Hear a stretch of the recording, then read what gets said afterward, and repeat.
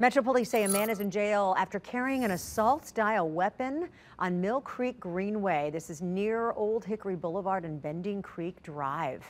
Michael Nita was allegedly wearing a red ninja jumpsuit and tactical vest. He was seen walking on the Greenway in and out of the woods between houses.